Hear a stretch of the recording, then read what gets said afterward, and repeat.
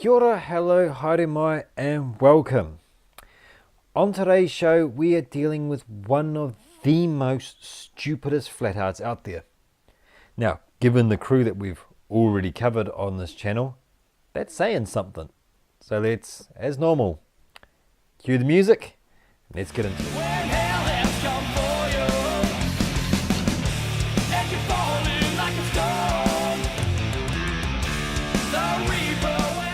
Now, everyone's had a go at Pratt ever since he tried his false copyright strike against Team Skeptic.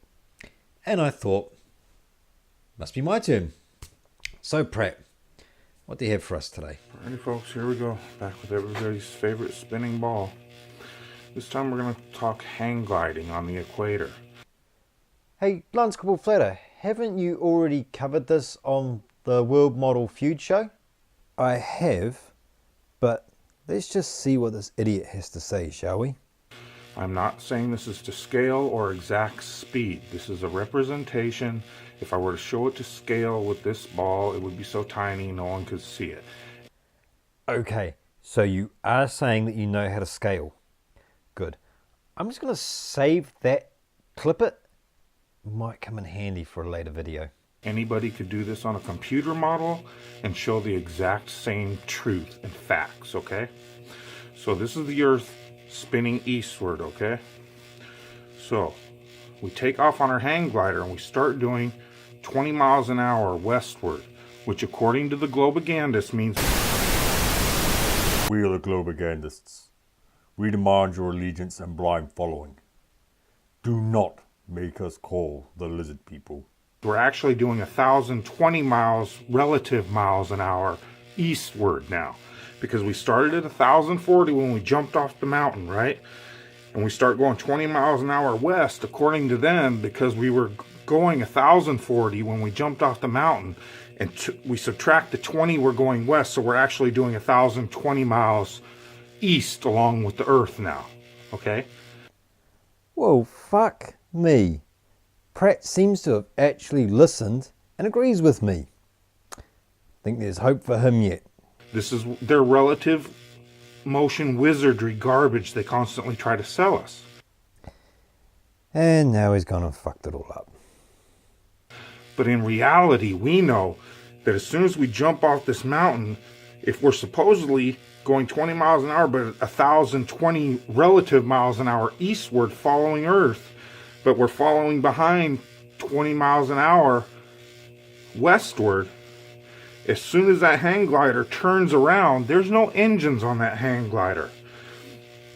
So somehow, when we start going back west, or to the east, we're headed west, and we turn around and come back and start heading east, there should be no way for a hang glider to catch back up to the Earth.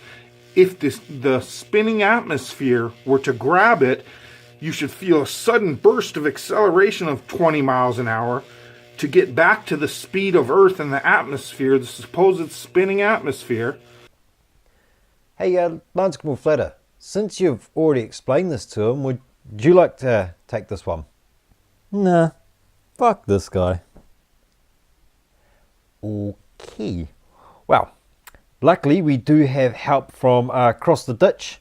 Demonic Davros, would you like to explain this one to Pratt? Yeah, sure, Anti-Flatter. Cheers, buddy. Have at him. G'day, Demonic Davros here. To start with, Daniel Pratt has no understanding of how the atmosphere works, or a hang glider. A hang glider must run down a slope to get the air running over the wings, and this has to be between 15 to 24 miles an hour, or 24 to 40 kilometers an hour. They can't take off from the back of a truck, as there is nowhere for the glider to create any of the lift it requires to go up. If it took off from the back of a truck, it would just go bang. No way to get any lift. You would have to be traveling at least 30 miles an hour, but he would have to be at least 10 feet off the ground to be able to create the lift. The atmosphere, which Daniel Twat has a problem with is all based on relativity. Yes, this goes beyond their education, but here is the rundown. The troposphere is where all planes and balloons and other small aircraft fly. This extends 10 kilometers into the air. On the surface of the Earth, we feel a pressure of only 1 bar. That's barometer pressure. As the Earth spins, which it does, the atmosphere moves with it, but weather systems cause winds and other atmospheric phenomenon that affect things differently. By the way, gravity is needed for all this to work. Whether you are going east or west, your position is always relative to where you are. This includes being in the air. In a car, if you travel west, it takes the same time to travel east, if you don't count time zones. Same with planes and other aircraft. It takes an hour to go one way. Relativity states it will take the same time to come back the other way. Hey, cheers for that, man. So, Pratt, did you understand all of that? Okay, I should do it over here. So here we are.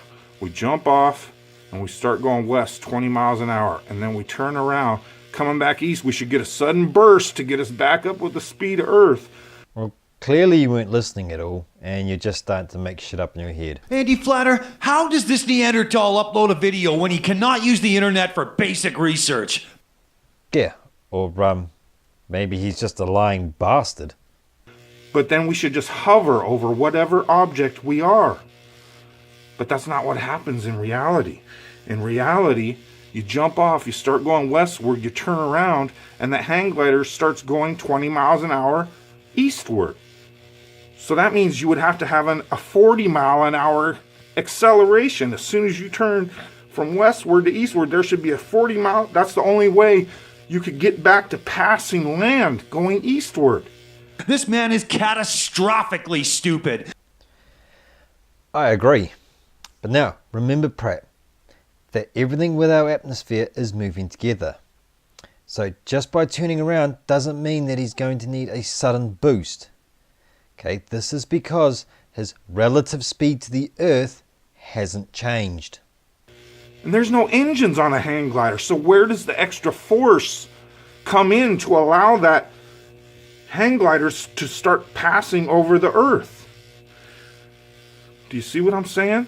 And the Globaganists are going to see exactly what I'm saying. And they're going to come with a whole bunch of "you're a retard."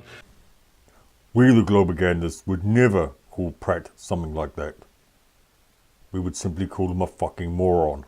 But this is facts, people, okay? They constantly say, I don't understand relative motion.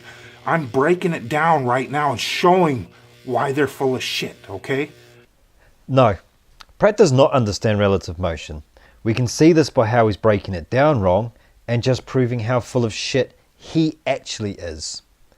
See, what he's failing to take into account when he says relative motion is relative to what? Or maybe he is, and he's just too dishonest to say. A classic defense move from somebody who has absolutely nothing inside their head. Figure it out. You cannot jump. I'm going 1,040 right now. I jump, I start going 20, so that means I'm going Okay, Pratt, if you're just going to repeat the same nonsense, skip. as soon as I turn around and start going back east. If the spinning atmosphere catches that hang glider and starts carrying it along, then you would just hover over that tree. You wouldn't advance past it. But we know that's not what happens in reality. As soon as it turns back east, it flies right past that tree and keeps going past everything else. Where does that extra 20 miles an hour acceleration come from to get you going 1,060 relative miles an hour eastward now? It doesn't happen because you're on a level, stationary Earth. Okay, there was so much wrong with that statement. Firstly, as the glider travels east at 20 miles per hour, its relative speed to the atmosphere and the Earth is 20 miles per hour. Once it completes its 180-degree turn, provided there was no loss of speed in the turn itself, the relative speed to the atmosphere and the Earth would remain 20 miles per hour. However, if we're on an object which follows the Earth's orbit but not the Earth's rotation, then yes, we would see a varied in the relative speed. This is because relative speed is relative from something to something. Oh, and the Earth isn't flat, it is an oblate spheroid. Okay, folks. Psalm 46:10 says, "Be still and know that I am God." And Hermione showed Harry that his father was also a seeker. That is not possible on a whirling, twirling ball. So you agree then? The Bible's a work of fiction, just like Harry Potter. You can make it figurative all you want. You can never be still on this imaginary fantasy Disney production. The only if here, buddy, is that if your aunt had balls, she'd be your uncle. That I just showed you is bullshit.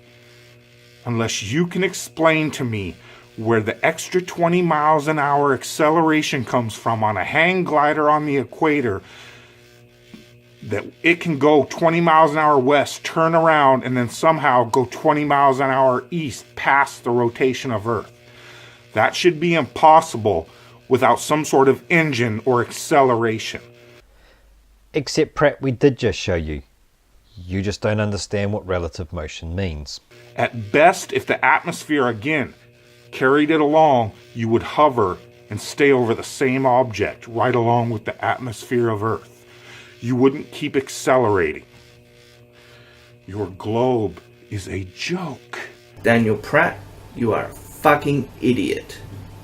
And if you keep trying to defend it, so are you. I'm sorry. And then we have it. Another video where Pratt fails to understand even the basics of the nature of our planet. Well, before we go, I just want to give a huge thank you to Demonic Davros and World Model Feud for helping me out today. If you haven't seen these channels yet, I highly recommend you go checking them out. Link is going to be in the description. But Wait! what? Is it finished? Well, yeah, mate, you're a tad late. But well, you can do the sign off if you like. Okay then. Spasibar and thank you for watching and making it to the end. If you liked what you've seen, please press the like button. If this is first time here, we would appreciate a subscribe. Also, leave your thoughts in the comment section. Until next time, do svidania.